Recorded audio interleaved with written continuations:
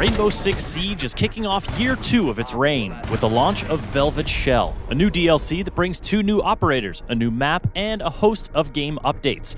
No doubt the question on your mind is, what can these new operators do? And I've got your answers. I mean, not all of them. You know that people are going to come up with some crazy stuff for these 2 to do, but I'm getting ahead of myself. Let me tell you about Mira. Mira is a low-speed, high-armor defender who brings a new SMG onto the scene, the Vector 45 ACP. It's pretty great for mowing down rushers, but if you prefer to bust up walls instead, pack your primary shotgun, the ITA-12L, or your secondary shotgun. Yes, the first shotgun secondary is blasting onto the scene in Velvet Shell, but perhaps the biggest new addition is how Mira messes with the meta of reinforced walls. Mira deploys this game changer onto destructible or reinforced walls and makes a one-way window for the defenders to peek through. For attackers on the other side, it's just a black, bulletproof surface that not even Glaz or Buck can shoot through. Heck, you can't even see through the dang thing to know who's on the other side, or if you're being watched. But there's another layer to the Black Mirror. Break this gas canister on the bottom of the frame and the window will drop, opening up the most nicely framed murder hole you ever did see. This makes the Black Mirror a strategic wildcard for defenders and an unpredictable menace for attackers. So what's an attacker to do?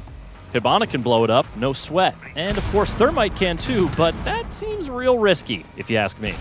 And hey, if the wall isn't reinforced, it's fair game for other breachers. But how will attackers feel about not being the only ones who can make holes in reinforced walls? I think it's pretty clear how Mira feels about it. Le gusta mucho.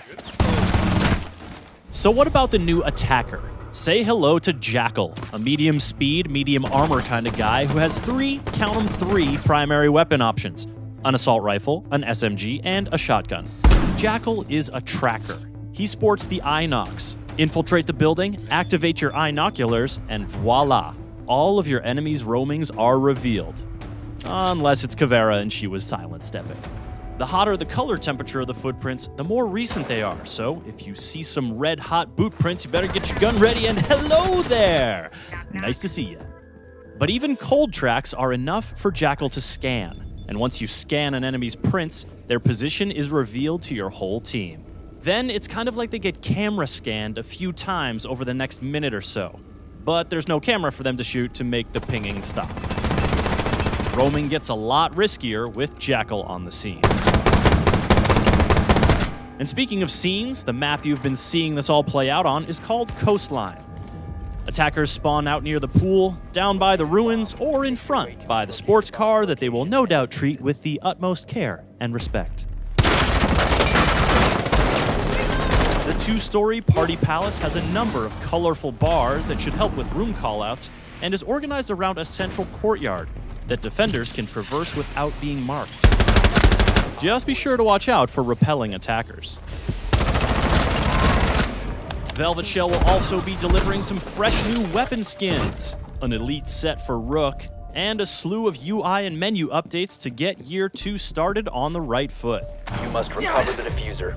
All of this becomes available when Velvet Shell launches on February 7th, and as always, the map will be free for all players.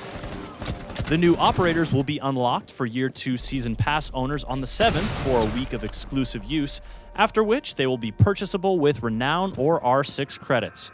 For more on what's coming in Year 2 of Rainbow Six Siege, subscribe to this YouTube channel and visit us at the UB blog.